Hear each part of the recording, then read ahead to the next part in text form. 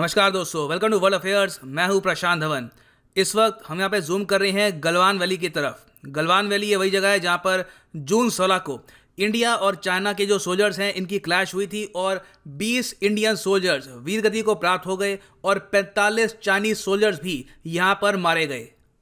और यहाँ पे आपको समझना होगा कि शी जिनपिंग के लिए ये इवेंट कितनी बड़ी एम्बैरेसमेंट थी।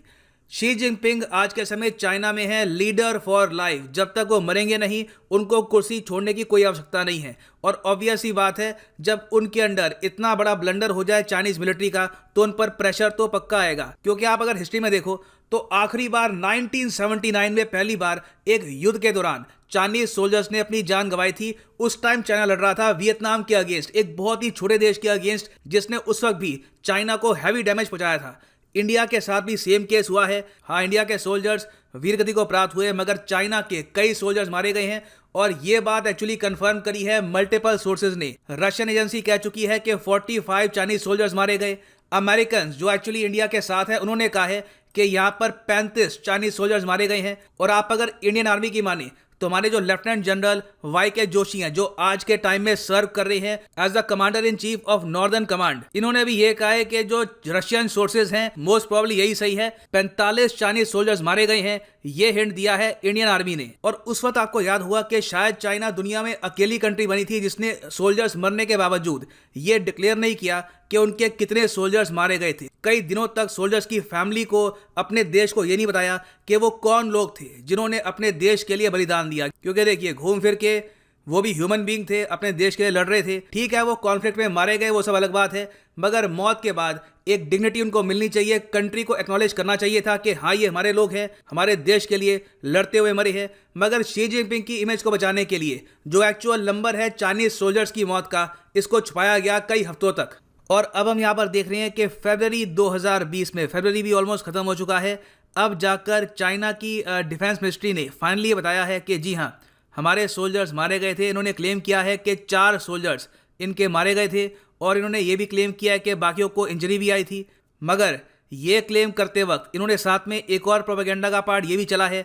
एक वीडियो रिलीज करी है जहाँ पर आप नोटिस करेंगे उस पूरी वीडियो में इंडिया का नाम चाइना की तरफ से एक बार भी लिया नहीं गया। इंडिया को हर बार इन्होंने बुलाया है फॉरेन पावर, बाहर की ताकत, बाहर के लोग आए, उन्होंने हमसे लड़ाई करी और हमने जवाब दिया ना। जो ये वीडियो है ये देखना काफ़ी इंपॉर्टेंट है ताकि आप समझ पाएं कि कम्युनिस्ट पार्टी ऑफ चाइना किस तरीके से अपने लोगों को बताती है इस इवेंट के बारे में और कैसे अपने लोगों को वो गुमराह करते हैं। Very interesting video to watch. तो यहाँ पे आप देख पाओगे ये वो वीडियो है जो रिलीज करी है चाइना के स्टेट मीडिया ने। अगेन आप नोटिस करेंगे नीचे यहाँ पे क्या लिखा हुआ है, फॉरेन मिलिट्री। और फिर उन्होंने अपनी वीडियो में जो गलवान वैली में वॉयलेंस हुआ है इसको भी दिखाया है। यहाँ पे आप अगर देखेंगे ये विजुअल्स हैं गलवान वैली इंसिडेंट के जो रिलीज़ किए हैं चाइनीज स्टेट मीडिया ने। कुछ इमेजेस यहाँ पे मैं आपको दिखा नहीं पाऊँगा, ज़रा काफ़ी ब्लड भी है इस वीडियो में, तो यूट्यूब मुझे लगता नहीं अलाउ करेगा। यहाँ पे कई चाइनीज सोल्जर्स की यहाँ पे चोटें दिखाई गई हैं। दिखाया गया कि वो काफ़ी इंजर हुए थे, कई लोग मारे गए, यहाँ पे ये भी दिखाया। तो वो सब मैं यहाँ पे प्रॉपर्ली दिखा पाऊँगा नहीं, काफ़ी ख़राब लगेगा। मगर इन्होंने यहाँ पर इस तरीके से क्लेम किया कि ये सोल्जर्स हैं हमारे जो मारे गए, ये इनके नाम है ये। और ये बहुत ही अजीब बात है कि इतने लंबे समय के बाद अब जाके अपने देश को ये बता रहे हैं कि ये लोग थे जिन्होंने देश के लिए अल्टीमेट सेक्रीफाइस दिया। Very weird.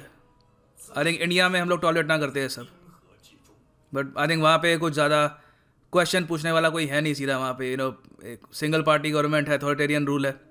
सो इस तरीके से इन्होंने यहाँ पर ये सब बातें रिवील करी हैं।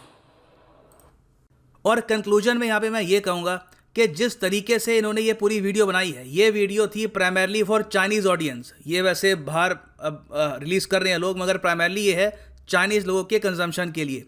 इसमें पूरी कोशिश करी गई कि चाइनीज़ गवर्नमेंट द्वारा अपने लोगों में कोई एंटी इंडिया सेंटिमेंट ना फैले। ये बहुत ही इंपॉर्टेंट है।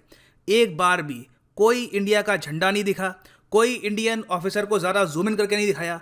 प्राइमरली अब यहाँ तक मैं again I am still shocked, इन्होंने इंडिया का नाम तक नहीं लिया। कोई फॉरेन पावर आई थी और हमारे सोल्जर्स लड़े, उससे बस अपने सोल्जर्स की जो ब्रेवरी थी और जो सेक्रीफाइस था उस पर फोकस किया है। और ऑफ कोर्स नंबर जो है वो बहुत ज़्यादा कम बताए हैं बिकॉज ऑफ एम्बेरसमेंट। मगर इससे साफ पता लगता है कि चाइना की जो स्ट्रैटेजी है आने वाले कुछ सालों में ये काफ़ी बदलने वाली है। आप एक डिफरेंट चाइना देखेंगे। ऑलरेडी आपको पता होगा कि जो ब्रिक्स 2021 का समिट है ये इंडिया में होगा। शी जिनपिंग इंडिया में आएंगे। आई एम श्योर वो अपनी तरफ से कुछ फ्रेंडली जेस्चर भी दिखाएंगे, कुछ डिप्लोमेसी करके दिखाएंगे यहाँ पर। मुझे पता नहीं कि झूले पे बैठेंगे नहीं बैठेंगे, बट डेफिनेटली अपनी तरफ से वो कोशिश करेंगे कि कोई पीस का मैसेज वो लेके आएँ। उसके अलावा आपको पता होगा कि अब चाइना 2022 में विंटर ओलंपिक्स भी होस्ट करेगा और चाइना आज के समय बहुत सी कंट्रीज़ पर प्रेशर डाल रहा है कि वो देश बॉयकॉट ना करे विंटर ओलंपिक्स चाइना के। तो इसके लिए चाइना ये भी कोशिश करेगा कि एटलीस्ट साउथ एशिया में जो बहुत बड़ा देश है इंडिया, इनके साथ इनके रिलेशंस कुछ हद तक नॉर्मलाइज हो जाएं। और चाइना आने वाले 10 साल में आप देखेंगे एक काफ़ी डिफरेंट टाइप का इमेज बिल्डअप शुरू करेगा। ये अपने आप को प्रेजेंट करेंगे as a responsible soft power जो मिलिट्री से कंट्रीज़ को इतना धमकाती नहीं है। ताइवान को लेकर अलग चीज़ है, Taiwan is a different case. मगर आई एम श्योर जो यहाँ पर LAC में हमने देखा है ये इन द फ्यूचर आपको बहुत बहुत ज़्यादा कम देखने को मिलेगा। सो ये है एंड इस वीडियो का। Thank you for listening and as always God bless you all.